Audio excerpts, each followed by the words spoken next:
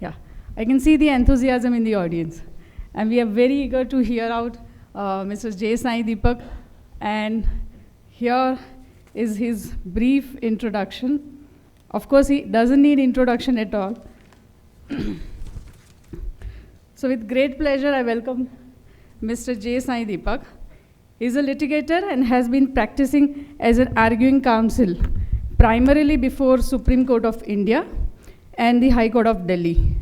A mechanical engineer from Anna University, Sai graduated with a bachelor's degree in law from IIT Kharagpur's law school in 2009 and has carved a niche for himself as a litigator in civil, commercial, and constitutional matters.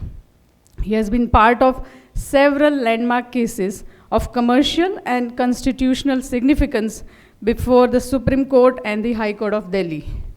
In 2019, Sai was presented the Young Alumni Achievers Award by his alma mater, IIT Kharagpur.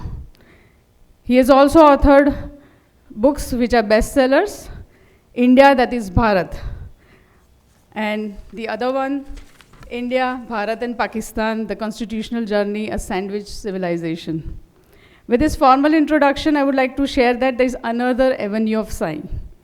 He is an exceptional orator, and he knows exactly what he stands for.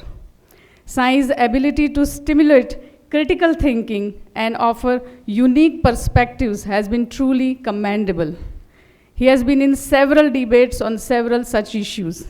In fact, he is a social media persona with a huge fan base. I pass the baton to you, Sai.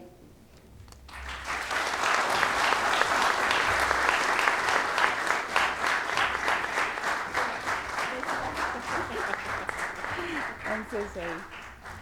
I formally welcome Sai on behalf of Ahmedabad Management Association and all of us.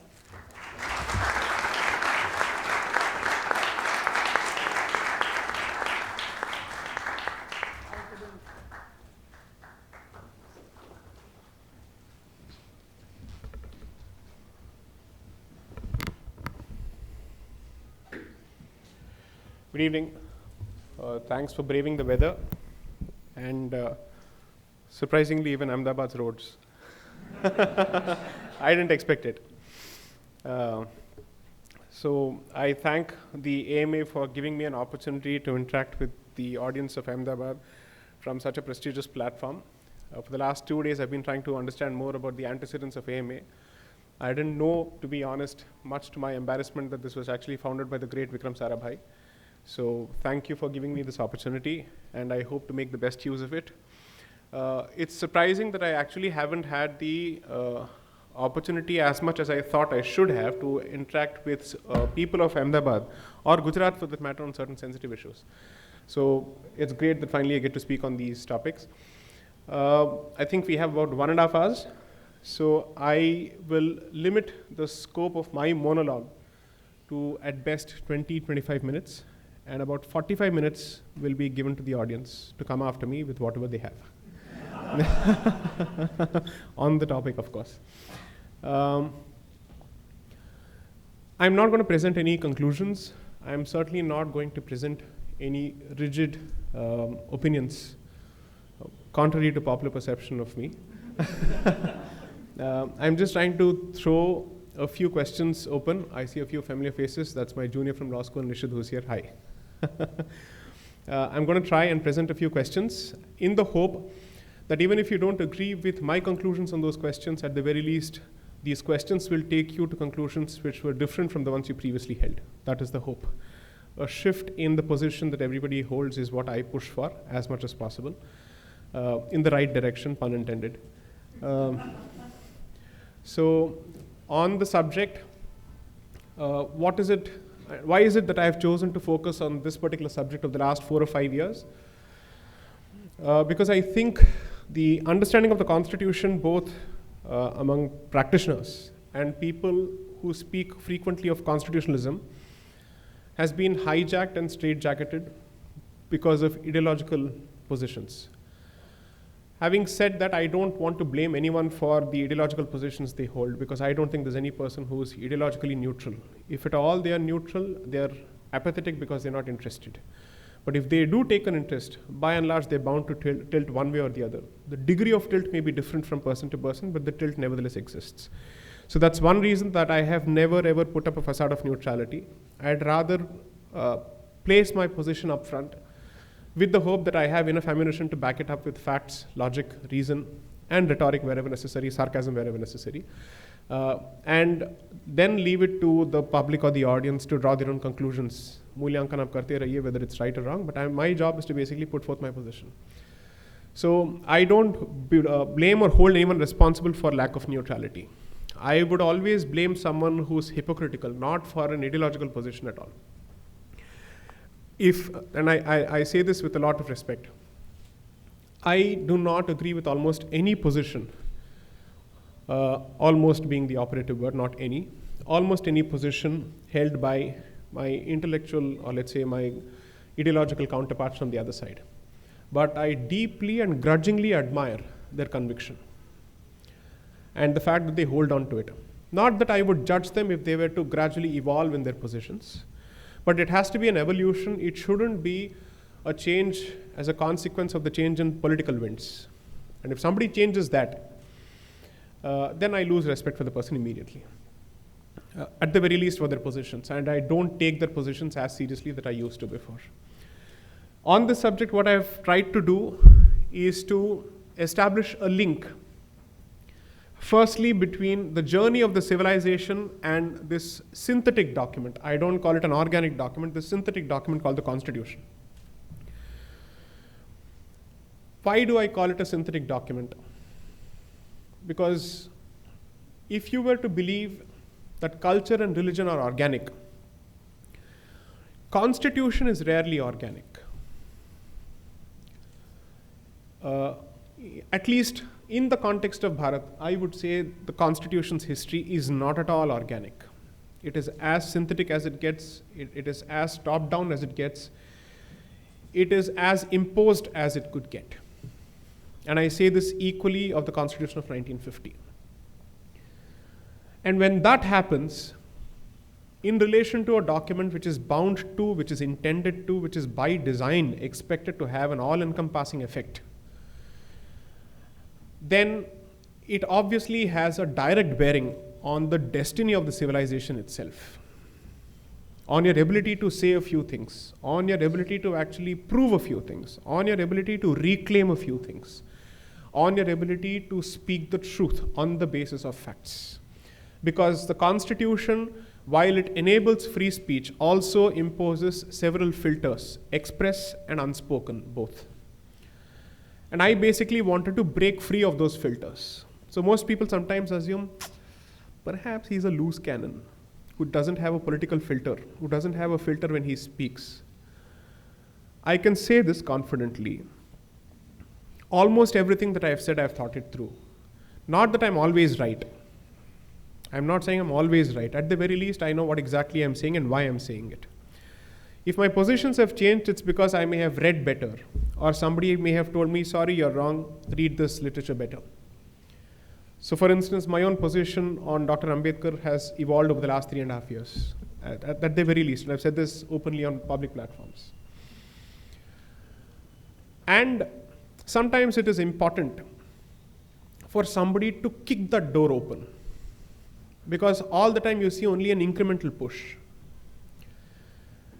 I think once in a while, history or Kal or Vidhi presents an opportunity to punch your way through certain positions. Or it forces you to punch, simply because if you don't, then your position becomes, how do I put it? You will be forced to tie yourself down to that particular position. You will be told you never made your position clear in the past. So it's like this. Assume for a moment that there is one person who slapped once, who chooses to be silent about it. He slapped again by the same person. He chooses to be silent about it. The 10th or the 15th time, the slapper gets to blame the slappee. तुम चुप रहे थे, मैं क्या करूं? You were silent all this while. You should have said it before. Where is the resistance? Ask lawyers, they'll tell you the concept of adverse possession of property is no different. You keep your mouth shut for 12 years when somebody's occupied your property, he gets to say, you never raised a little finger in resistance. That's the end of the matter. That's how the law works. I'm applying the very same logic when it comes to articulation, ventilation, and expression of opinions on Constitution and inherent biases within the Constitution and imposed biases on the Constitution both. And one of the reasons, despite what I've said so far, rarely have people found the guts to take me legally, is because at the very least I'll have something or the other to throw at them in terms of document. 3, the reason why I speak of judicial intervention is to address the aspect of imposed biases, where the human agent who is tasked with the obligation or the responsibility of looking into that particular document brings her, his, or his, her, they, them, whatever biases, okay, to the document. I'm not per se against any identity, so please don't mistake that sarcasm for a problem with any particular identity. I have a problem with imposed identities, or in terms of language impositions. I'm not particularly comfortable with it. And I certainly don't think the West needs to teach us anything about respecting non-binary gender identities. We have always done so. So you can take your garbage and go to some other place. I'm the last person who's interested in consuming this. And I've said this, in fact, publicly once. I might as well repeat it very clearly. I'm never going to subscribe to this pronoun nonsense ever. My LinkedIn profile will never say his, him, and all that. You can see it. It's okay. Relax. So the point I'm trying to perhaps make is these layers within the Constitution, the nexus between the Constitution and civilization, have not received the unpacking that has long been waiting. And the hope is that someone who is interested in the civilization and is reasonably trained in the Constitution, and who understands how judicial intervention works on a day-to-day basis, actually brings it out.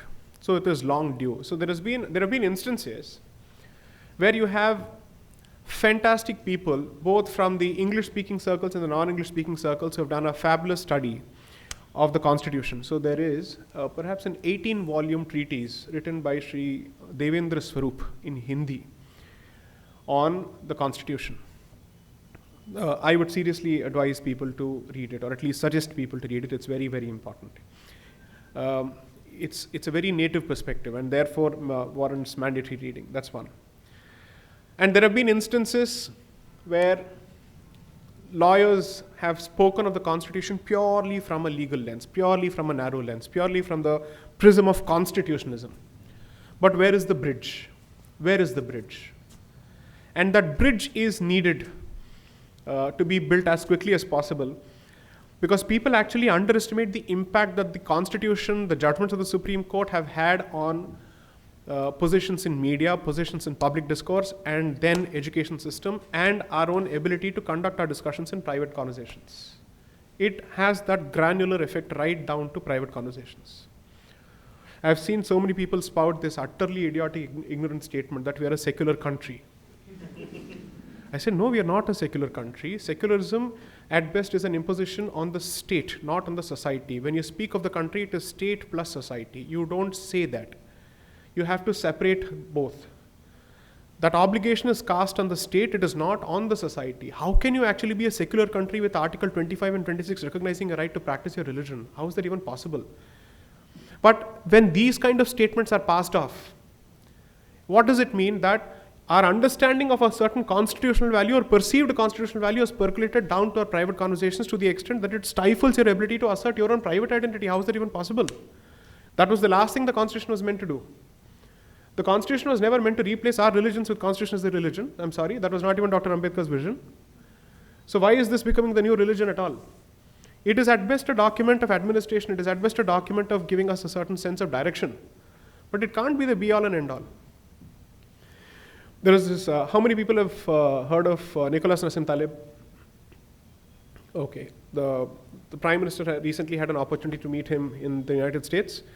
But independent of his good fortune that the stars aligned that he met Modi ji, the fact is that the man is one of the finest living brains I would certainly call him a certified living genius, not because he comes from the West, not for that, but because he really has understood the deep relationship between probability, life, and whatnot. It makes for fantastic reading. His understanding of this creature, organic creature called society, is brilliant. So read his books, particularly this book called Anti-Fragile and all that. You should read it. You should certainly read it.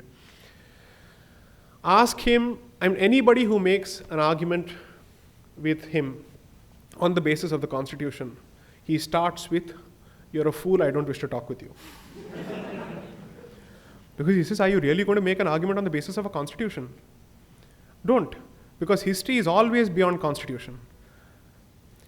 History will continue to take its course, regardless of the Constitution.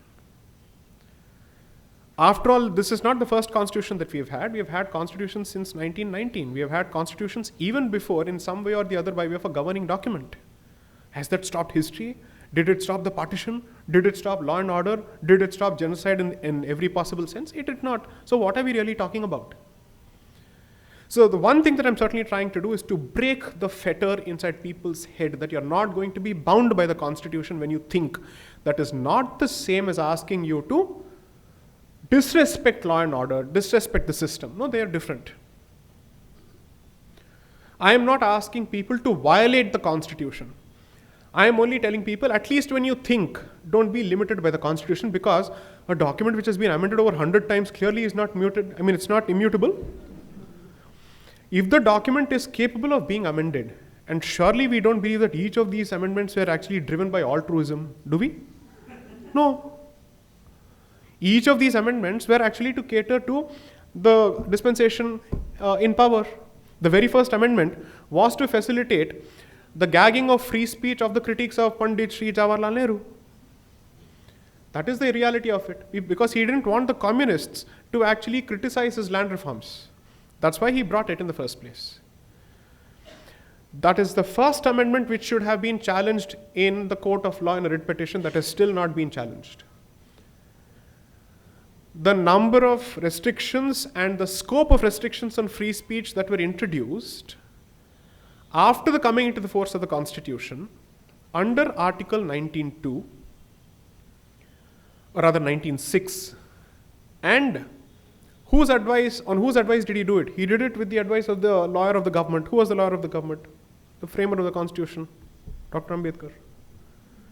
So clearly Dr. Ambedkar seemed to have given his assent, at the very least, legal advice when sought on how do you bring about greater fetters on free speech. This is a fact. I can't help it if it hurts sentiments. He was the law minister, then without his knowledge this couldn't have happened. Surely that's a reasonable assumption. And there are documents to prove that he did give his advice on the subject. Right? So this is the history of the document. So let's not make a holy grail out of this particular document. The question that we should ask is, given the peculiar and fairly checkered and troubled history of this subcontinent, does the document help us preserve whatever remains of us? Or is it being used to gradually lower your sense of historical awareness and to put you into deeper slumber? Which is to say, if the drishti is moved away from the civilization to the Constitution becomes the subject of discussion all the time, and the civilization is relegated to the margins, I don't think it helps. I don't think that is the purpose. And if that was the designed or intended purpose, then there is an even more a deeper problem or bigger problem with the history of the drafting of the Constitution itself. I am willing to give the benefit of the doubt that the document was not designed for this purpose. I am still not done with my research on the subject. As and when I'm done with the tetralogy, let's see what happens.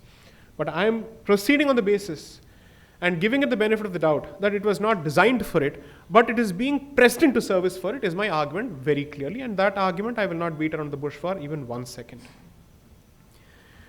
So if people think that I'm pushing some kind of a victimhood complex, I would use the word victimhood complex or a victim complex when somebody feels like a perpetual victim without basis. That is, they have created a delusion for themselves in their head. They have created an internal schizophrenia where they constantly choose to see themselves as victims, right?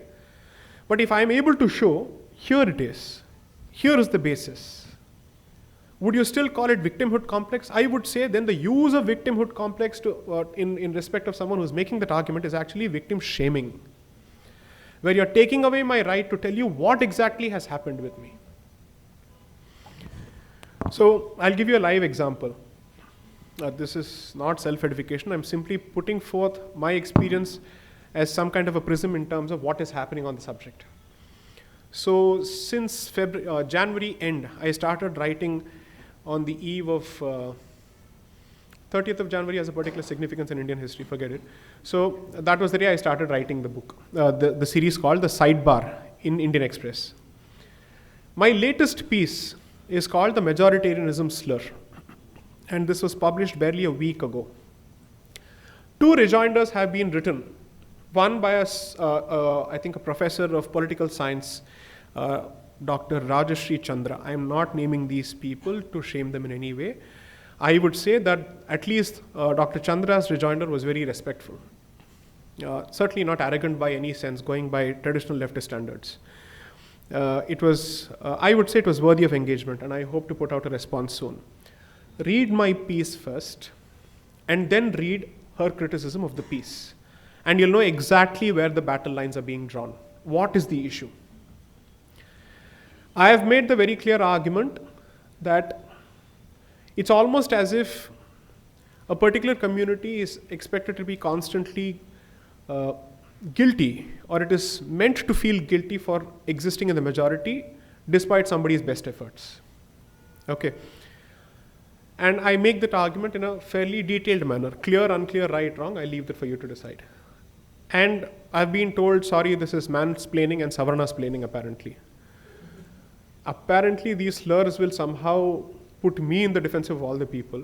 So I'm going to say, yes, as a man I have a right to speak, and yes, as a Savarna I have a right to speak. So what? Tell me where the Constitution take away my right to speak. Since you want to make constitutionalism the basis of this entire argument, tell me that I am deprived of the right to speak because I'm a man. Not going to happen. Tell me that I am deprived of the right to speak for the culture and for the civilization or the community because I happen to be Savarna. Again, I want to see the constitutional basis for it, because our argument every time when we present something is, Constitution mein kahan likha hai? Well, I'm reversing the gaze. Tell me where is it saying in the Constitution that I can't have the right to speak? So I own it, okay. What is it that I have said that is that warrants this kind of a slur? Read this for two reasons. One, forget this sparring on ad hominem attacks. It makes no sense. Merits. Mudde pe, what is the issue? What am I saying? What are they saying? Please try and follow the argument. This audience I'd certainly urge to keep track of such arguments. Because whether we like it or not, the fact of the matter is not every debate and discourse is bound to be relatable to every section of the society. That is not the case. That's never going to happen. Everybody may have equal right to vote, but does everybody vote with the same degree of sophistication, nuance, maturity, understanding, and for the right reasons? No, they don't. Somewhere the bottle works, somewhere something else works, period. Right? So this particular segment of audience has a greater role and responsibility to follow these debates. Because when we choose to ignore these debates as academic debates, we forget that these positions ultimately form the basis for future legal positions. Discussion se nikalta hai policy, policy se nikalta hai law. If you don't follow these discussions, you will then suddenly ask yourself, achanak se ye law kaise ban gaya? Achanak se kuch nahi hota hai. There is a gestation period, there is a lead period, and most people focus on the starting bindu and the end bindu. Beech ki kadi sab bhul jate hain, and they don't realize, oh, this is what has happened. So therefore, please follow it. I am not someone who's, as a practicing lawyer, put yourself in my shoes for a moment. I am a first generation litigator with practically no godfathers, at least to the best of my knowledge. अगर मेरे sir पे किसी और का हाथ होता, मुझे तो आज तक नजर नहीं आया. Okay? I have very little incentive and a lot of disincentive to criticize the system that I practice in. Is it not? Of course I do. Because everybody who sits there is a human being, and human beings hold grudges. They don't, do they? they're expected not to in certain positions, but people do, right? And yet I've chosen to take this calculated risk because I'm saying somebody has to speak. Vishpan kisi ko to karna padega. It doesn't matter. I'll do it. And also because I certainly believe that every system has people who are introspective. The degree may differ from system to system, from ecosystem to ecosystem, but I believe every system at least has a segment of people who are willing to engage, to understand where the position is coming from, and not just be dismissive of it. So if I, in my position, choose to, I would not say criticize, critique the system where necessary, criticize the system where it is certainly necessary. Surely I'm not doing this in the hope, because you see, okay, let's take this to the most practical consequence possible. Assume for a moment that it contributes to greater publicity, greater reach, because these bombastic statements will be run on Instagram reels and shots and all that. All it can at best translate to is greater visibility here. It's not exactly going to help me in the court where I practice, right? Look at it practically from my perspective. And yet, if I'm taking these positions, it's for one very clear reason. The overall acceptability of criticism has changed with introduction of social media. Almost everybody is open to criticism now. There is not a single person who is immune from criticism. Especially after live streaming of arguments, every person's open to criticism now. They can't help it. You wanted transparency, aa gaya transparency, le lo. Right? So the hope is that people use this as a feedback loop. The longer you sit in ivory towers where you have chosen to protect yourself and shield yourself from feedback that's coming from the society, that's not how. Judiciary is expected to be reticent in dealing with power, but not with society.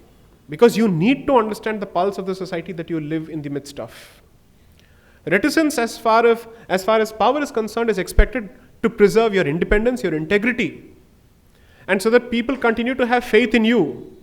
That should they have a problem with people who wield power, they have another option which is relatively free of any kind of political influence. So therefore, I am a strong votary of judicial independence, without a doubt. But independence from interference with power is very different from immunity from criticism. That is a distinction that people must draw. That is very important. If you have one, I would say the second will follow. The more independent you are, and you have this kind of power over our destinies, you must be open to some kind of feedback in one way or the other. That's the limited argument that I make. And therefore, the confluence of these three concepts is the big picture thesis which is going to occupy me at least until 25-26. By the time I'm done with the series, hopefully I should be done with it. And then what I've done is I've sown what they call in the coding language Easter eggs in each of these books, which will hopefully explode into multiple spin-offs on each subtopic. So this is more or less like a master template of the broad position that I wish to take. And then I'll dig deep into each of it. So what is happening right now is the crafting of a horizontal document for future verticals. So I'm just giving you the master template in terms of why is it that I've chosen to focus on this particular topic. That's all I have to say by way of a monologue. Please feel free to come after me. And I will take it from here. Please go on. Thank you.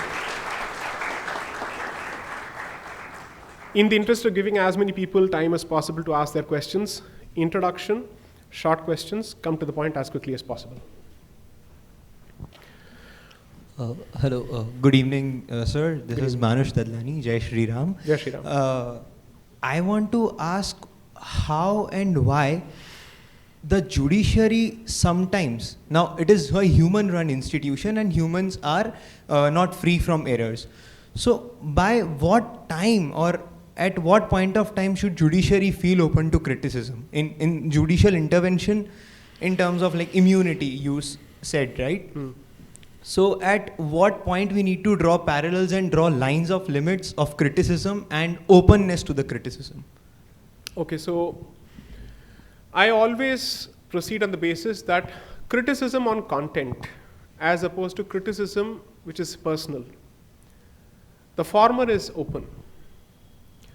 And I should also say this to be absolutely fair to the institution, of which I am a stakeholder very clearly, is that this institution is not a monolith, because there are a number of people. So when somebody is looking for institutional bias or institutional behavior, they will need to provide some kind of sample set to say, 100 mein se itna hai, therefore I say there is an institutional bias. After all, there's a saying that one swallow doesn't make a summer, right? You need more examples. The tendency on both sides, whether it's the left, right, center, whatever it is to impute institutional biases, sometimes rightly so, and sometimes without basis.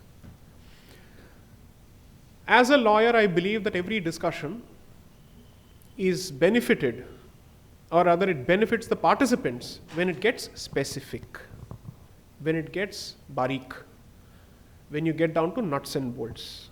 ऊपर से कोई भी कुछ भी कह दे सकता है. I mean, what is the point in it? You give me some examples.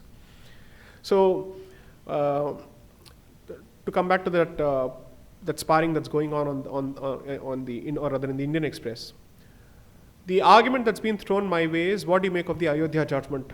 If according to you that the institution has a problem with the majority community, then what do you make of the Ayodhya judgment? What do you make of the delimitation issue? What do you make of the Hindutva judgment? I think those are good starting points of an argument, but they are shallow arguments which I'll respond to in my piece. Now the important point is, at least the person criticizing had examples to offer for me to engage meaningfully. Otherwise this fight will be going on in vacuum. You make a theoretical argument, the other person makes a theoretical argument. What is the basis for this? You're not talking of a speculative future, you're talking of an existing conduct, then you must have some sample set on both sides to discuss, right? So, one, I think it helps to be specific. Two, allow me to say this. As someone who practices before the Delhi High Court and the Supreme Court, primarily as my fora of let's say core commercial practice and constitutional practice, any number of times, there are brilliant people. I'm using a gentle neutral term just to be closer to Justin Trudeau here. So there are brilliant people who are very open to upfront criticism during the course of arguments. What is not appreciated is a brash tone. Because you see, you may think that you're going after a particular position or a person, but it is an institution at the end of the day because the person's occupying an office. That needs to be respected always. Respect the office, disagree with the position with basis, and observe civility in the way you present it. I would always assume that more often than not, a reasonable person occupying that office will accept it, even if they disagree with it. There's a difference. And my experience, as someone who's fairly candid, I wouldn't use the word outspoken because it has the tendency of hinting at recklessness. I'm not reckless. I'm candid with very clear civility inbuilt in the way I present it. Nobody can ever accuse me of crossing the lines of civility unless someone has actually initiated it and it warrants a response left, right, and center to stifle that behavior the next time. I have a duty to respond to ensure they don't make that mistake again, either with me or anybody else.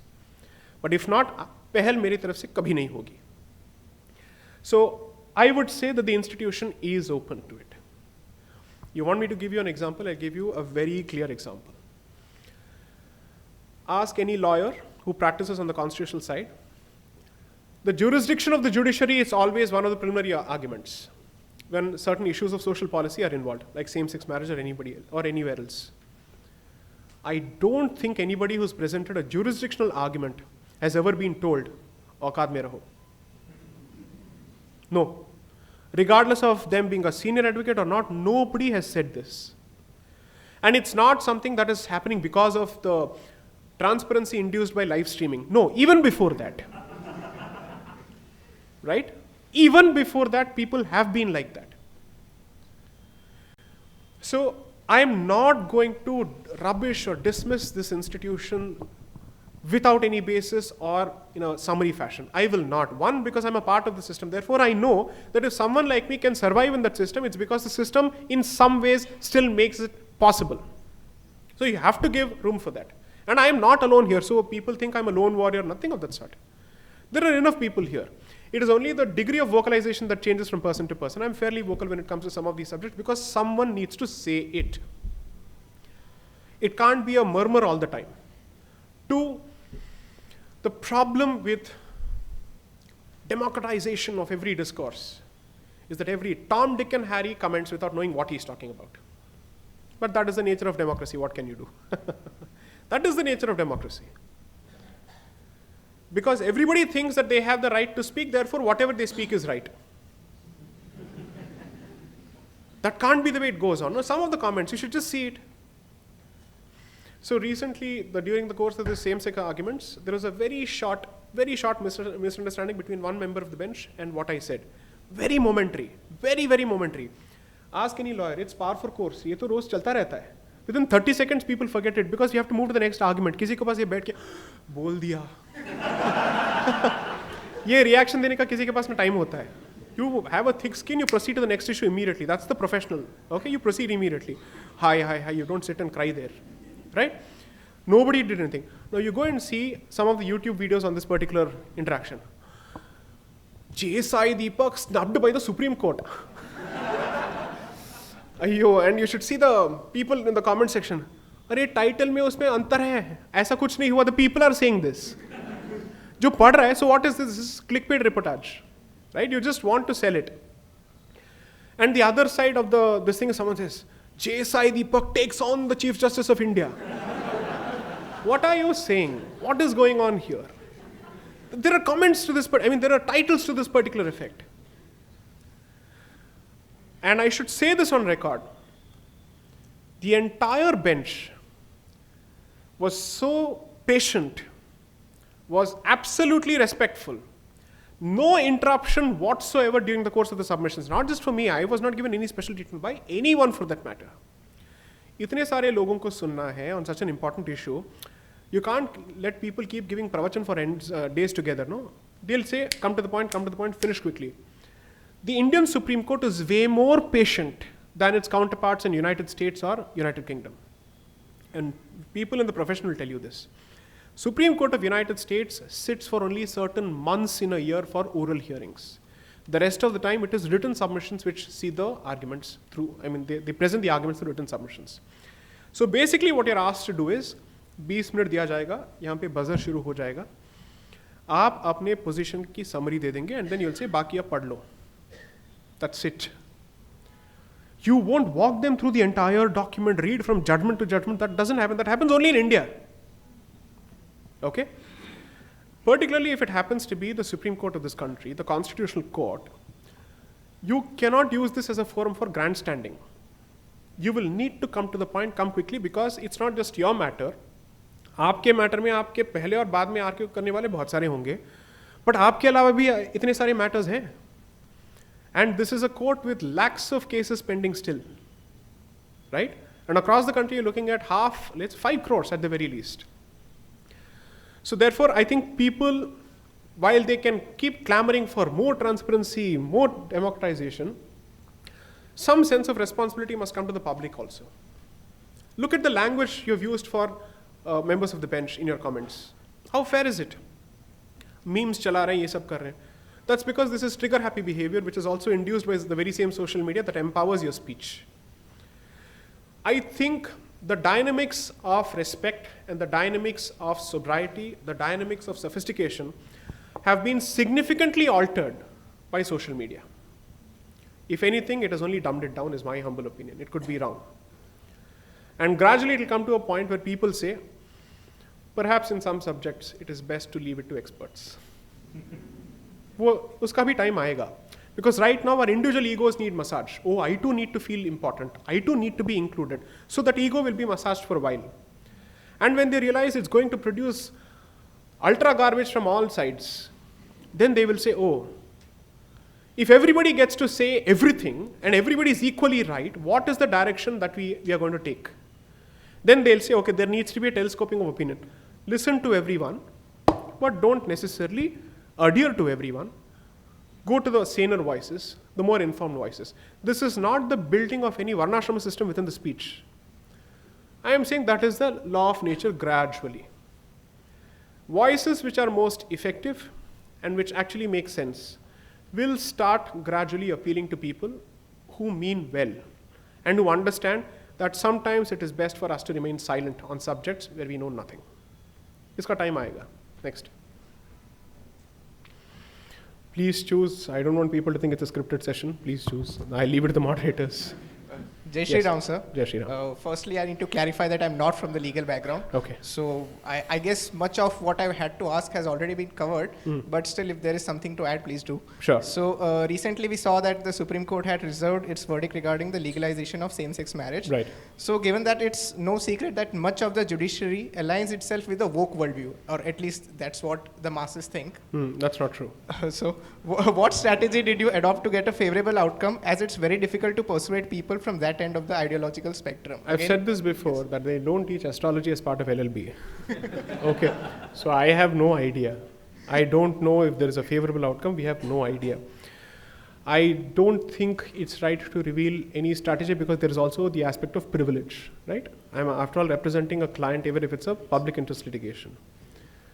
What I'm at liberty to say without violating any of my obligations as a practicing litigator is that no, it is untrue that the judiciary is populated by people who are woke in their ideological persuasions. That's not true. Okay? 2, not all leftist persuasions are necessarily woke. There is a difference. Please strike a difference there also. Okay? Because you need to always find reasonable actors to engage with whom you can have a dialogue. Sometimes you may not agree, but at the very least, can the person be reached out to for sanity? The definition of being woke is they are prone to taking insane positions, or at the very least, insane methods for sane positions. There's a difference there also, right? So don't operate under that belief, because when you do that, what you're doing is you're giving up on the system completely. That's a zero-sum game. What is the way forward after that? You may feel good in making that statement because an institution has been branded. Ho gaya, okay. Your ego has been satisfied, the anger has been massaged. What next? No. That is the difference between a civilian and a practitioner. Okay, so I will not proceed with that at all. 3, it is good to make social arguments in legal matters involving societal issues. But it is never good to make political arguments in a legal forum unless the matter is fundamentally political. Okay? That's an important lesson. You want to be taken seriously by the institution, behave like a practicing litigator who respects the institution, knows how a submission is supposed to be made, and stick to the point. That is how it is supposed to be done. When that happens, sometimes you may instinctively disagree with someone's position. Why do you need someone to argue, you tell me? Documents hai, written submissions hai. Why do you need a person standing there? Because the person is bringing his, her, or whatever their own persuasive capabilities to explain how this is to be seen. Because the same document, when read by a person in the confines of their privacy, will not have the tone in which it is supposed to be read. Why are divorces happening more these days? Because people are communicating on texts. Breakups are happening because of text messages. Simple funda. Para agar chadne lag gaya, text ko band karo, call karo bhai. Don't immediately go for texting because it will create all sorts of... Now, if this is the thing when it comes to interpersonal communication, in matters such as these, you're reading with political biases, you're looking at individual biases. Ye aaya hoga, ye to sangi hoga hi hoga. Itne sare biases honge, right? So you have to try and present. Okay, let's assume that all the labels that you choose to impute to me are right. Why would that still make my position untenable? Let me explain that. No, I'll try and be reasonable in my position. I think, without revealing anything specific, all I can say is the broader strategy is always to aim for balance and restraint. Not every issue is capable of being balanced by both sides. Sometimes only one side is right. That I will not even beat around the bush. This is called the tyranny of balance, where you try to infuse and coerce balance into positions or subjects where it is not possible to, or where you should not be doing. But in this case, balance was warranted. So the art of advocacy is to try and get them to look at what you're trying to present. The tone in which you present it, the manner in which you present it, the kind of arguments that you choose to escalate is a function of your reading of the situation. So it's not just about the case, it is about atmosphere. It is about reading the signs in ether. That is a very different ballgame altogether. That depends on your situational awareness. Literally, it is reading the heaviness or the lightness in the air when you talk, as you keep talking. 3, never approach with an adversarial sense, saying, oh, they are hostile, I need to somehow prove that I'm right. You're delivering a mandate here as a lawyer, so keep your personal ego aside and focus on making the point in the interest of the person who's given you the job to deliver in the court. There you will not say, oh, you know who I am, Google me and all that. Yes, you shouldn't be doing that. That is nothing. You're a nobody. All this is useless in court. In a court, you are only a lawyer, you're a professional. Stick to that. I have seen this, if you can call it a strategy, at the very least deliver receptivity, if not agreement. In the most politically incorrect situations.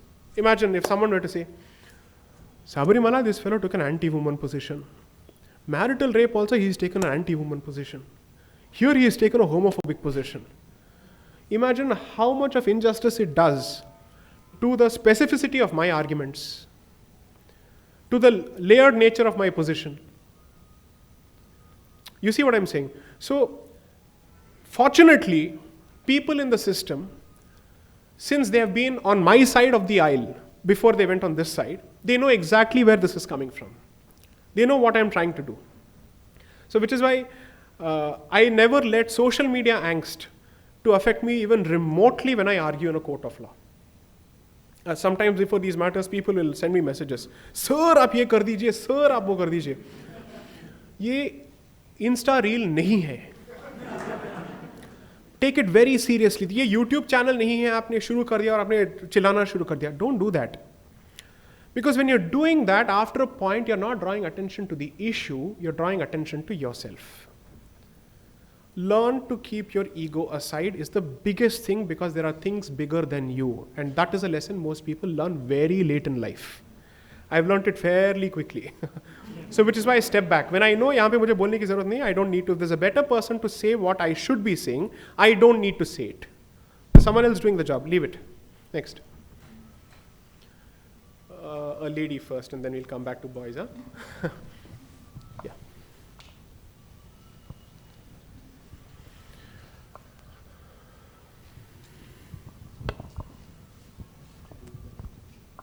Pranam, sir. Pranam. First of all, thank you for coming to Ahmedabad again. Thank you, it's my pleasure. I love the city, notwithstanding the roads. Thank you. I thought it would actually be a model city considering who it belongs to, but theek hai. The rains do that. Sorry? The rains do that sometimes. I know. I don't know what the problem is. I actually thought this would be a template for a smart city. Because you see, I'll tell you this. When I used to intern here at IIM Ahmedabad as a law school student in 2008, I'll tell you why my impression of the city, I always have a soft corner. I'm not pandering to your egos as Ahmedabadis or Karnavatis, okay? For a different reason altogether. I used to be almost the last person to leave the campus for 2 reasons. The food in Vastrapur campus was fantastic, okay? And IIM campus is great in terms of food. And when you're living on a stipend and you're a student, free food is the best thing you can ask for, right? I used to be the last person to leave, so at the bus stand I'd wait, and 3 or 4 days I'd wait. 2 things happened. One day an auto guy stood right in front of me. I thought, why is he waiting? Maybe he's waiting for somebody. He said, बैठ जाओ. I said, okay. And he said, आप रोज यहाँ पे खड़े होते हैं ना, चलो हम आपको drop कर देते हैं. Without money, by the way. I got a free lift from someone who observed me standing at 11:30 outside the campus near the bus stand. So that I saw. 3, here's the culture shock. Delhi introduces you to some beautiful language. Okay? Which comes handy in certain situations. I realized the lowest tier of that language here was enough for a fight. Which is to say, that the courtesy that people observe here in terms of the language that is to be used, even in a fight, is way better. I've seen that happen so many times. So, and I should also say this. Maybe perhaps I've been to the wrong parts of Ahmedabad, that's a possibility. There is a possibility. However, in the interest of what this state has come to represent at the national level, I think there is a duty and there is an obligation to set the house in order on a few aspects. It's a very important state. I'll tell you why. You're not a state, you are a model now. Right? And what do they keep pitting you against some other state? Because it happens to be in the red belt. Right?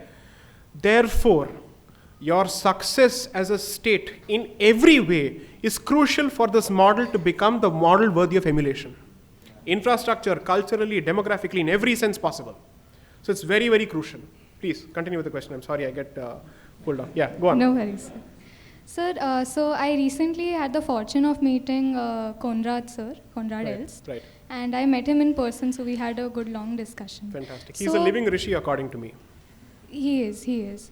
So he was here at Indus University, Center for Indic Studies. Right. And at a stay, we met him. So we were having a discussion along these lines. And I asked him, sir, what could be one way that we preserve our civilizational values without, taking a legal, getting into judiciary and going to courts and everything. So he said the easiest and the most concrete way you can do it is provide scientific temper for whatever you say. Okay. So I am a bit confused about what that would mean. So could you help Actually, me? I am flummoxed. I'm just trying to understand what it meant. Because Right. he is not someone who says anything lightly. Right. Whatever he says, I usually read multiple layers into it. I genuinely don't know. Perhaps it needs a bit more of thought. And if it comes from Dr. Elst, even my brain needs some time. I need to process it. I don't know. Sir, I have another question. Yes, May I? please. Right. So I'm currently interning at a place. I'm a law student. And me and my co-interns, we were having a discussion about humility and servitude while, taking our clients. Right. So one of the arguments presented by my co-intern was that I should never forget that a person's life is in my hand. Right. And the other argument on the other side was that you should still detach yourself from the case. Right. So how do we draw that line? See, it's... Thank you. If you think of any professional journey as a marathon and not a 100-meter dash or sprint, then you need to preserve your own sensitivity. Because if it constantly takes hits, and every case, you have to realize that civil commercial litigation, we are not exactly in the business of saving people's lives in terms of life itself, right? And one of the reasons people end up making the choice is asking themselves, do I have the mental strength to do this or not? That's a very clear question that students end up asking themselves. I certainly don't think I have what it takes to answer the question from a criminal lawyer's perspective. I have not been in their shoes, and therefore I think it would be stupid on my part and presumptive on my part to explain what they would feel. I don't know, okay? And as someone who argues in criminal matters at the appellate side, not at the trial side, literally I get a digested brief by the time I go to the High Court. So that's a different ballgame altogether. But it doesn't mean that commercial matters don't affect you or constitutional matters don't affect you, right? Which is where I think the training of a professional is very, very crucial. Very crucial. One of the matters where, for several reasons, and with time I think I've become better.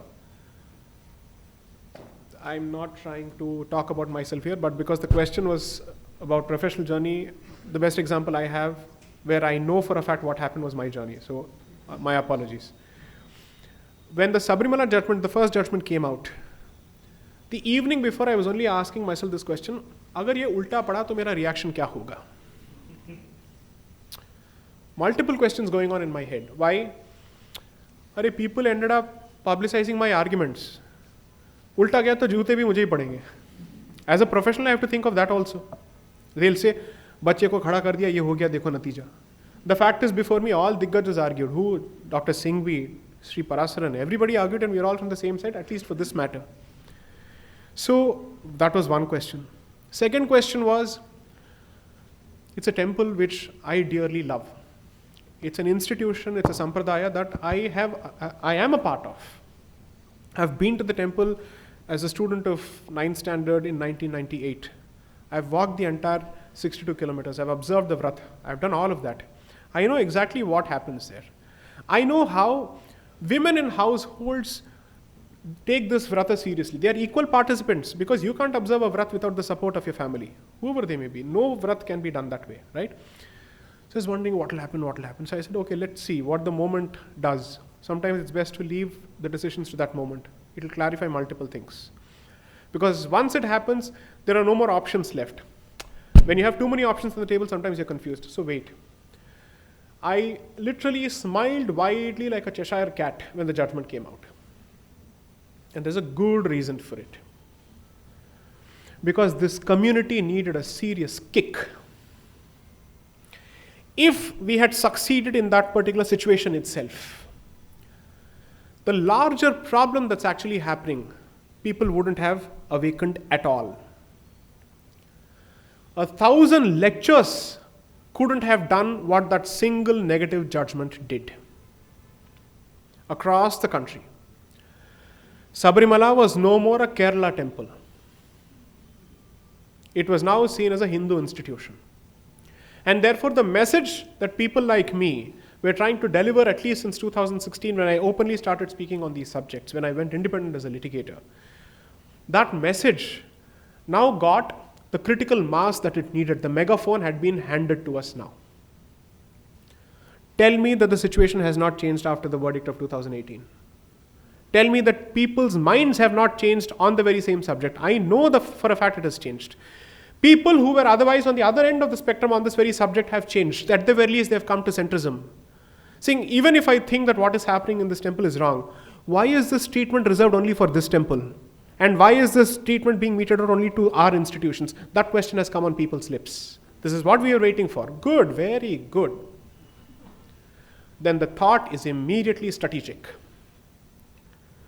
The difference between a naive person and a professional, or an amateur and a professional, is that you start thinking of plan B, plan C, plan D, step 2, step 3, step 4. Prepare for the eventuality because you don't have the time to sit and whine. That is crucial. And this is not going to happen if you take hits each time emotionally. Channel the emotion in your preparation.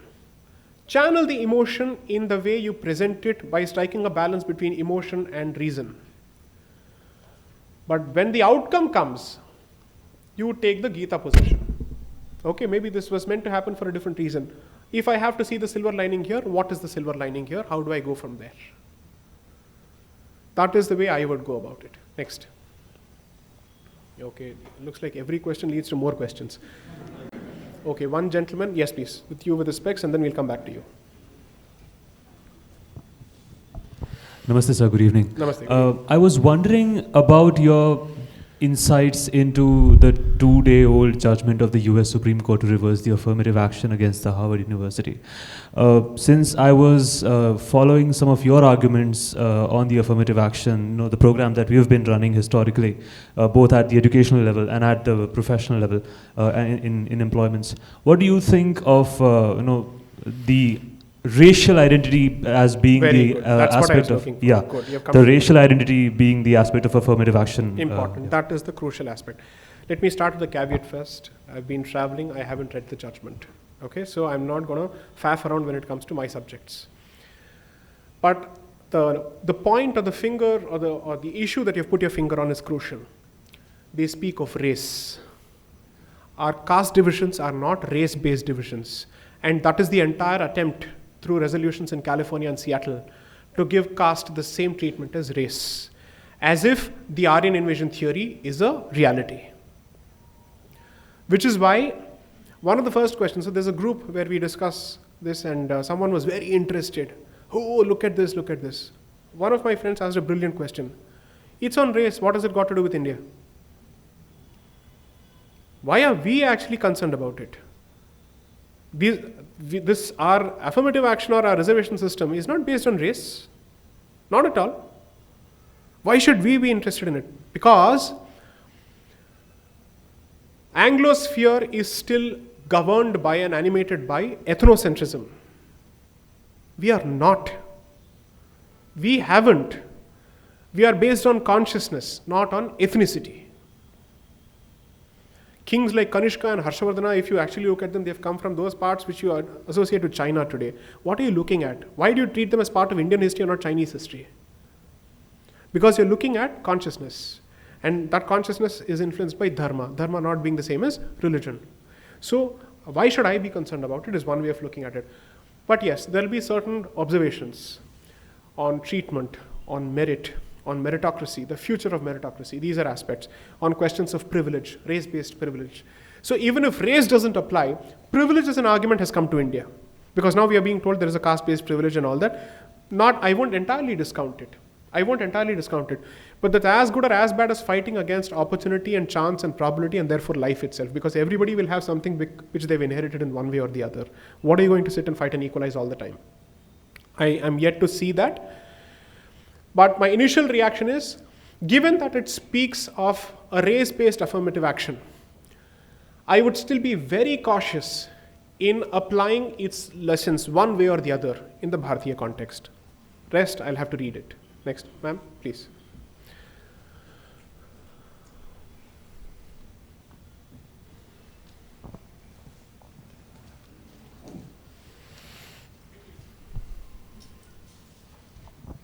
Namaste, sir. Namaste. I'm Akriti Mishra. Sir, my question is regarding the tussle between the parliament and the judiciary. Yes. Almost all the amendments that we have seen throughout the years, they are generally a response to some judgment which the judiciary has given, and Okay. to nullify the base of the reason, they bring an amendment in the constitution. So, and vice versa, I'm sorry, I don't precisely remember the number of the article, but there was some article that specifically barred the jurisdiction of Supreme Court. It barred the people from approaching Supreme Court regarding some issue. Okay. And the constitutionality of that amendment was challenged. And interestingly, if Supreme Court had observed that article, that amendment, it could not have taken up the case for consideration, but interestingly it did, and it struck down that particular article, and Okay.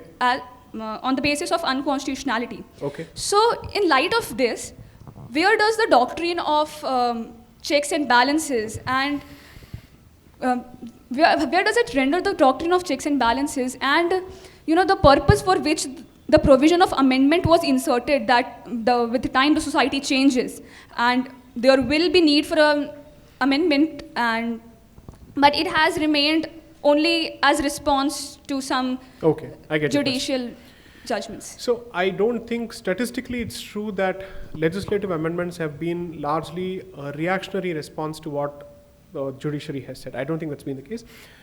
Rather, constitutional amendments. There could be some legislative amendments. So for instance, the Shah Bano judgment being reversed through an amendment under the Rajiv Gandhi government. There could be some of those examples. See, on the doctrine of separation of powers and the theory of checks and balances, some people, in fact I think most people try and look for some kind of a resolution of the issue. कि कहीं तो ये खत्म होगी ये बात. It won't happen. Because the power tussle is a constant between institutions. Institutional pushback, apart from the ego angle of the human beings that populate that institution, is also a question of territory and turf. Okay? I think that's always going to be there. Sometimes what happens is more than a constitutional argument, although imprecise and not exactly scientific, public barometer is useful. Because lawyers sometimes they get lost in technicality. And when you get lost in technicality, the sharpest of points usually emerge through the application of common sense and not technicality. And that is where public discussion sometimes helps. So let's take some of these contentious issues wherever we have said that why is the court ruling on some of these aspects?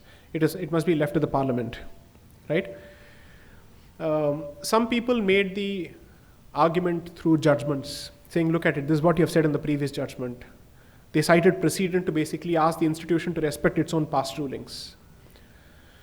But the alternative strategy that has worked, and this is partially a response to your question, is draw the big picture consequence of a particular position and say, should you choose to open this door for this issue, you've opened the floodgates actually for several other issues.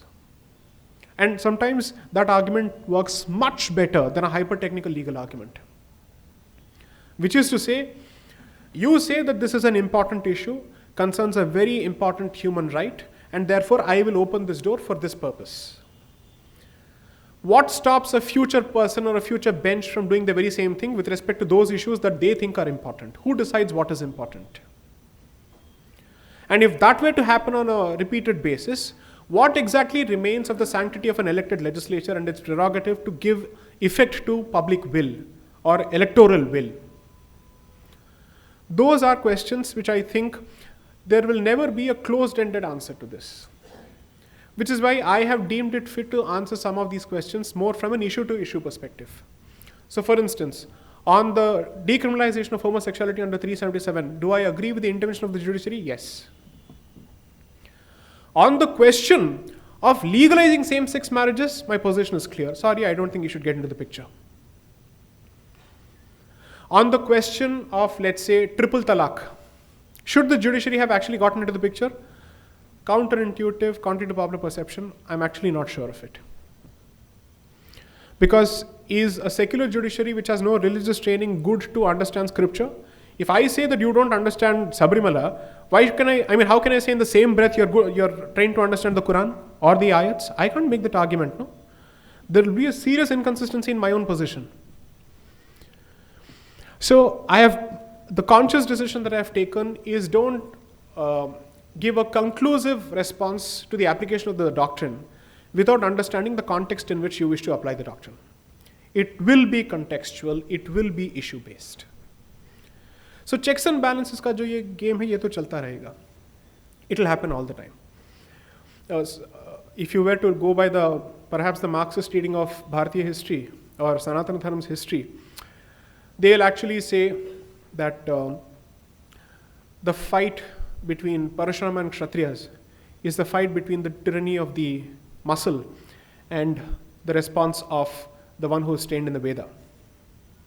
Saying, sorry, I need to respond now because you can't get away with this. You're literally violating Veda and you're literally violating Dharma. And Veda Dharma, which is typically embodied or personified in the form of the sacred cow, is under attack. And if the one who is supposed to protect the cow itself is actually attacking it, then I will have to step into the picture. So literally what we are doing is Go Raksha. Because that's how you look at Kala Chakra. You're saying the Kali Yuga is in the form of a cow. When Kali happens, the cow is literally standing on its last leg because the number of people who practice Vedas have come down by 25% or actually to 25%. That's the reading of it. So I think this power tussle will go on. I don't think I'm concerned about that. The hope is that each time one particular institution crosses the Lakshman Rekha, there must be another institution with the will as well as the resources to hit back. That is what I'm more interested in. One entity completely takes over, whoever it may be, whether it's the government or the judiciary, that arrogation should never happen. That concentration of power should never happen. Assuming that you believe in the concept of a constitutional democracy with multiple organs. Dare I say this, even in the Indian context, monarchy never translated to complete concentration of power in the hands of the king. Never.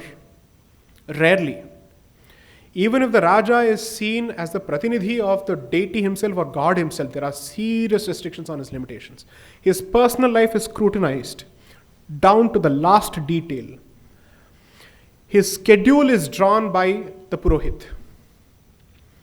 There are articles written by this brilliant person who I regularly read when it comes to issues of dharma, Sandeep Balakrishna. His portal is called Dharma Dispatch. Some of his better articles are on a different journal called Preksha. Do read it. And he has actually explained how this works. So So clearly our concept of monarchy is not the kind of monarchy that led to the French Revolution. When people are dying, you say, let them have cake. That's not how we operate. So I think I'm always interested in at least there being one institution, either societal or statist, which has the ability to push back and punch. Next. Okay. Ma'am, I'll come back to you. Let's take one question somewhere. Yes, I'll come to you. So we have exactly 10 minutes and we'll wrap it up in 10 minutes. I'll keep my answer short because the questions are actually short. Thank you. Yeah. Namaste, Sai. So hold on. So you, and then ma'am there. Yes, yes. Currently, what weapons do we have as a society? What weapons or tools or powers that the society have, if any, to free temples from the state control? You see, there is a reason why I've stopped delivering lectures on the subject. Because I think the articulation of the problem is already done and dusted. I have done this enough. In terms of solutions, we have presented tentative solutions to stakeholders in the central government, publicly also. So the easiest way is, the Gurudwaras in this country are governed by the Gurudwara Act of 1920. And Gurudwaras are not state controlled. So why isn't that legislation being considered, at the very least, the starting point of a uniform temple code, a UTC? Let's discuss that first. That's more important to me than a UCC. I'm actually more interested in a UTC because that can actually solve a lot of problems without a UCC. That's my clear reading of it. So when people say, iska kya hoga, are we actually making the argument that Hindus are incapable of running their own institutions whereas every other community is capable of? Is the majority so self-loathing that it doesn't have the trust in itself? Are we such bad Macaulay Putras? I don't understand. That can't be the argument. Are there no states in this country where there's an example? Goa temples are free of state control. They say chota state hai. ठीक है, अब छोटे प्रदेशों से तो शुरुआत कीजिए, उससे बात करते हैं, then we'll talk. उत्तराखंड में छोड़ दिया आपने, हिमाचल में छोड़ दीजिए, Kerala छोड़ दीजिए. What is a communist who doesn't believe in God doing in my temple? Get out. If HRC appointees have to be practicing Hindu legally, how can the minister be a communist? All the Karamcharis have to be Hindus, practicing Hindus, but the man sitting on the top is not. And he will organize a beef festival in Kaladi, the birthplace of Shankaracharya. And we should sit and tolerate that person as the minister who is in charge of my institution. Go Raksha aapka kaam hona chahiye, ab kar kya rahe hain? Are people uncomfortable? Don't be. Don't be. It's a crucial issue. That is what you've been fighting for centuries now. Don't be. Next. So, give it some time. We'll see what's happening. Perhaps pay attention to what's happening with the Chidambaram temple. How people are taking over, how the Dravidian government Dravidianist government rather, is attacking an institution which has won its freedom from the Supreme Court. And despite victory from the Supreme Court, how it can be tormented and tortured. Here's a live example of it. I've been speaking to the Dikshitars on and off. There are people on the ground who are helping. Sometimes it's best to let more people on the ground and local dramatists personally do the talking, because then you're enabling strength on the ground. If one person keeps jumping into every issue and goes everywhere, where is the encouragement for people on the ground to act? No, you do it. When it comes to the Supreme Court, I'm here. Until then, you do your job there. Next. Hello, sir. Yes. You said in one of the debates you are not a South Indian, I'm an Indian from down south. Correct. So, few leaders from down south say that if delimitation happens on the basis of population, there will be a wide north-south divide. Right. So I wanted to know your view on delimitation, and do you think there is any sense of animosity between people of these two parts of the country? Thank you. One, why are the north and south so self-obsessed? What about east and west? I don't understand. Look at what's happening in the northeast, no? Isn't that very important? If a similar issue had been happening in any other part of the country, would we be talking like this? What is happening there is so utterly sensitive. The history of it, I'm happy to really speak on. I've done my reading to a limited extent on the subject. And when you look at what's happening, what the white British man could not achieve, someone else is achieving right now. It's very problematic. A new flag has reared its head under a government with a brute majority. You can't say Kashmir ka 370 gaya when somebody else is raising another flag elsewhere, no? Kashmir is not let's say a particular state. It is a state of affairs. And the lesson should be that the state of affairs must never be replicated anywhere else. Anybody does it, the state must come down on them like a ton of bricks. And India continues to be a soft state under every government. It is a soft state. Jiski lathi uski bhains is the rule that's been since 1947. Every stone pelter and everyone who takes a Kalashnikov in his hand can dictate terms to the government. And that is what is happening. What message are you giving to law-abiding people? You're basically telling me, तुम ये करोगे तो मैं तुम्हारी बात सुनूंगा. How will humans learn? अच्छा तो इसके साथ ये हो रहा है क्योंकि ये कर रहा है. Then where does this go from there? On the question of North and South, I don't think the situation is as bad as the 60s or as bad as the anti-Hindi agitation of 1950s. But the reason why it is kept boiling, this nasty venomous pot is kept boiling, is because of the most pernicious form of secessionist movement the history of this country has seen. It is Dravidianism and Dravidianism alone. It is not Kashmir militancy because there the enemy is clear. Because there is support from across the border. Here there's someone sitting inside, enjoying funds from several other places, and he is doing this on a regular basis. And he is doing this since the birth of the Russian Revolution, because this movement also started in 1917. So, I think Dravidianists must be held responsible. But the other side of the equation, I said this in my lecture at BHU, everyone from whichever part of the country they may be, if they think of themselves as Bharatiya, apart from their mother tongue, they must learn another Bharatiya language, without a doubt. If you don't do that, you may learn a particular language because of economic reasons, because you have to move to some place or whatever.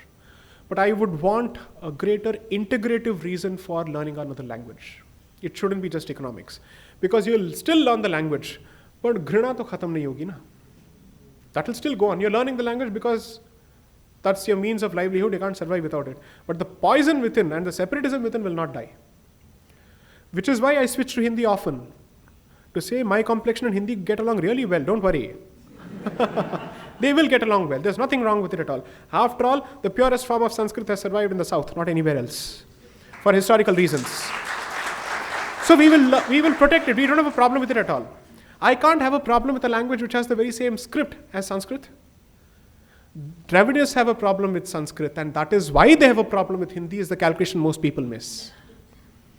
Their problem is with the Hindu identity, and therefore everyone who represents the Hindu identity is a problem. So the person coming from the cow belt who speaks Hindi is a problem precisely for that. And this is a very different example to give. I would say they were put in their place better by perhaps Nehru at some point and Indira Gandhi at some point actually. Whereas we are massaging their ego by constantly spewing this lie that Tamil is the oldest language. Don't say that. Tamil need not be the oldest language for it to be respected. There are other reasons for it. Because obviously it is certainly older than Hindi. That is equally a fact. It has its own rich literature. It has its own vocabulary. When I say its own, it doesn't mean it's isolated. Because you see, as Bharat, we have literally, it's like a vast ocean where every small tributary or river has drawn from other, let's say, tributaries or rivulets. It has happened across the board. Because one thing that is common to most parts of this country are the two epics, the Mahakavyas. So naturally, your examples, when you think of food and strength, you'll think of Bhima. When you think of questions, you'll think of Yaksha Prashna. Or you'll think of the discussion between Yama and Nachiketa. you will have these discussions. So the examples are common because the culture is common, the sroth is common. The current fight is sub-regionalism being given precedence over the civilizational identity.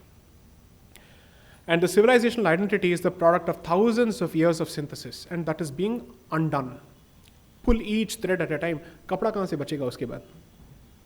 Next, ma'am. This is the last question.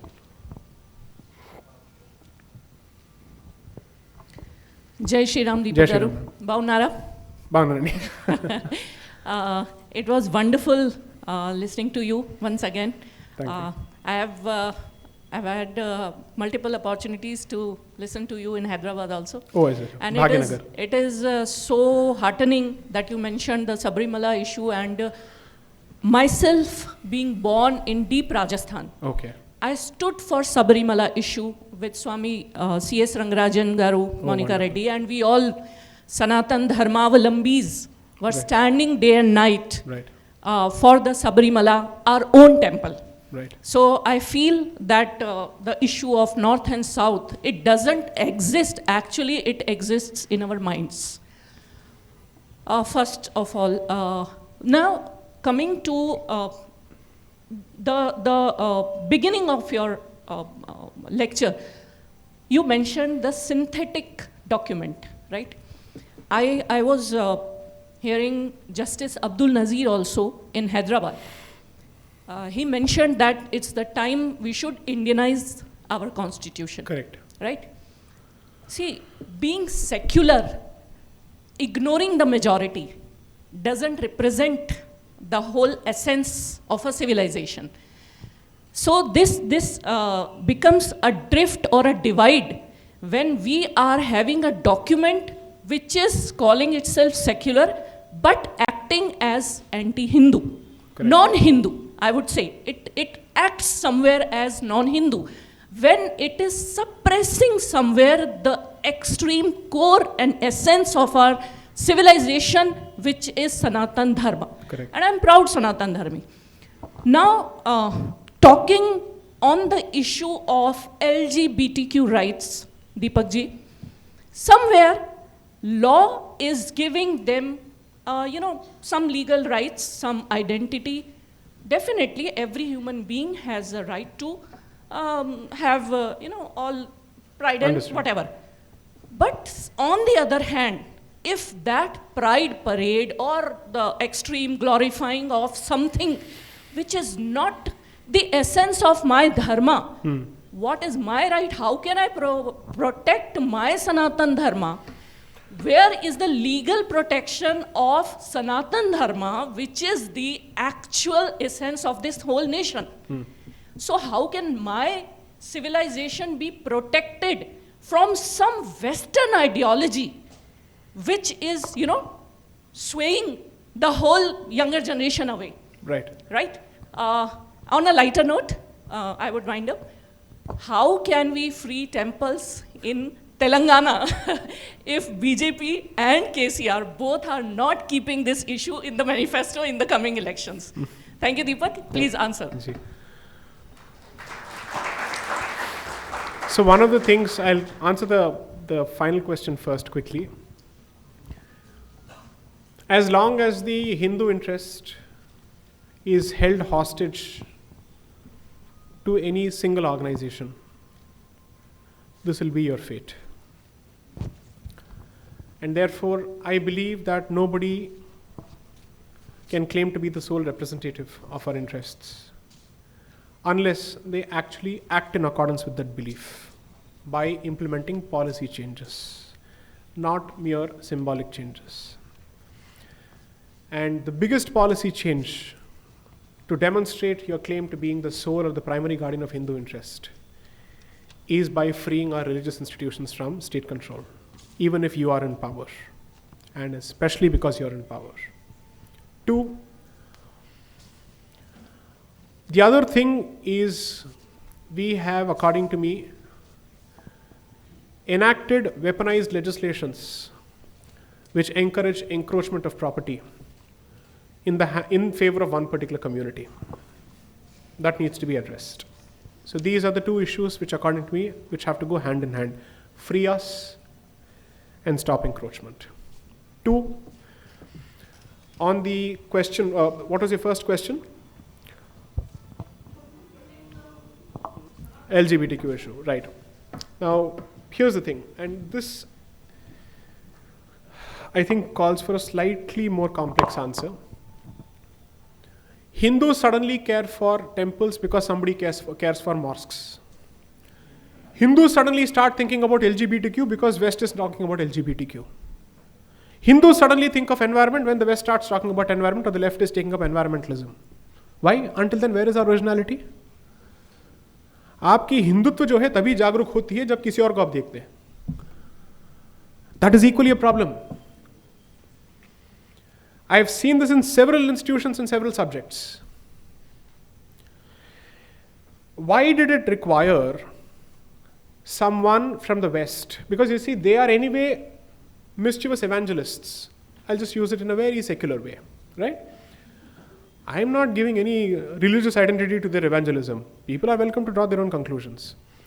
They are mischievous evangelists looking for entry points through societal fissures which already exist, or fault lines which already exist, or fault lines which are not that strong, but which can be wedged and pried open.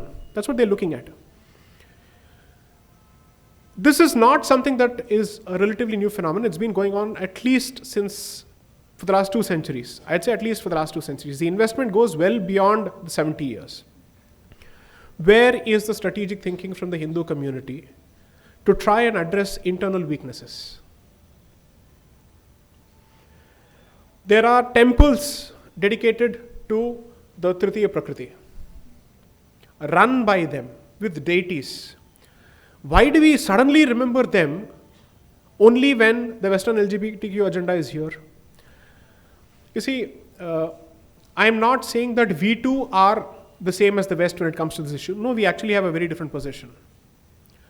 Dignity, 100% yes. Treatment, 100% yes. But can it become the norm? We have our positions on that. That's where we are entitled to draw our positions in terms of our civilizational positions.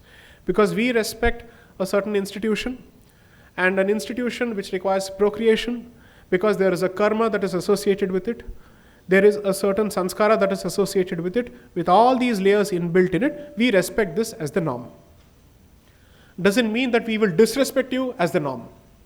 We are only saying that when you look at moral compass, okay, let's take this discussion slightly forward.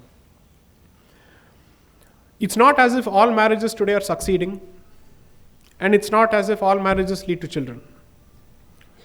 So why should we actually be governed by the concept of dampatya or progeny to define marriage as an institution? If 2 elderly single people at some point decide to marry each other for the sake of companionship, where is the question of procreation there in terms of begetting a child after a point? Right? So if those examples exist, how do you then treat this as the norm? The answer is this. A norm is decided by treating something as the aspirational ideal, even if the society does not follow it everywhere. Which is to say, if this is the standard, you get to see deviation. यहाँ से कितना हो रहा है, वहाँ से कितना हो रहा है. Standard को ही अगर आपने कम कर दिया, बचेगा क्या? I'll take one of the arguments forward. Assume for a moment that 4 or 5 people are happily existing in a multi-amorous relationship. They are all consenting adults, and hopefully not brothers and sisters, right? Who are prohibited by degrees of freedom, right? And they are doing so. Question should be, तुम्हारा क्या जा रहा है? That is a harm question, right? That is the harm principle being put in action. So should we elevate this to the status of a norm? The norm is always going to be defined by a certain degree of puritanism, whether you like that word or not. The question is, people are yet to understand the concept of the slippery slope, where you keep diluting the standards step by step, stage by stage, and kill the institution, and then nothing remains of that institution. Then you get what is currently going on in America. where people don't know what is content which is capable of being consumed by children. They don't understand the concept of public spaces. The concept of public morality is gone. Here's the worst possible argument that they can make. There are so many fantastic LGBTQ representatives who speak out against wokeism actually. Who actually speak out against this because they're saying, when you do this, you're delegitimizing my position. You're reinforcing every negative stereotype that every person of this particular sexual orientation is necessarily a pervert who is a pedophile who is in hiding. Don't do that. They keep saying this. Who is listening to them? Now, the other side will not listen to them because this is a politically incorrect voice. So who's supposed to give them the megaphone? Us. Because if you and I say this, homophobe, this and that, all sorts of allegations will come. Patriarch, a man apparently can't speak against this. Who can speak against this? I don't understand. Until you are this, you can't speak. Why will I change my gender for this man? Or my orientation for that matter? You have to be this to be able to speak at this. Acha. So everyone who speaks of a caste atrocity, do you come from the community which has been oppressed? Don't speak, no then. That logic is very selectively applied. The larger point is, don't wait for somebody else to pick up the issue. If you're serious about those people, then pick up the issue before somebody else does. Hindutva cannot be limited only to the aspect of history. It is also about people first. Institutions, people, dharma, prakriti, animals.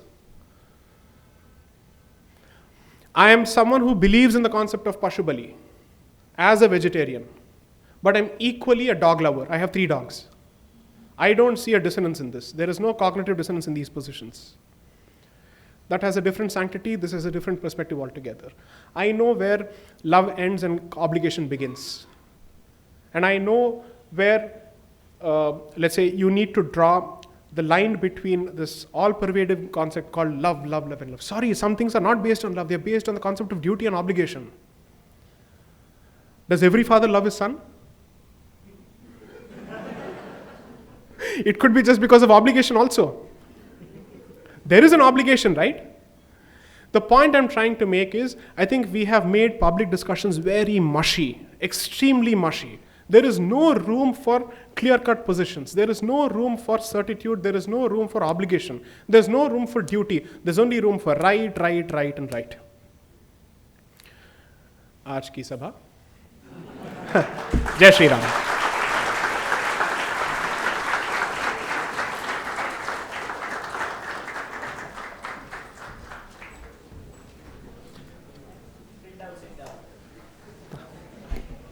Thank you everyone for joining in for this wonderful session.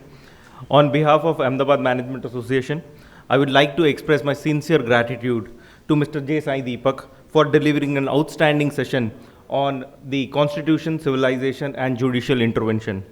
Sai's expertise, eloquence and passion for the subject was evident throughout the entire session. We greatly appreciate Sai's dedication in preparing and presenting us with his views and his ability to foster the audience, and all his participations, in every meaningful dialogue added an immense value to the content and the session. The knowledge which we gained out of today's session is and will undoubtedly leave an lasting impact on our understanding of these vital and technical points as well.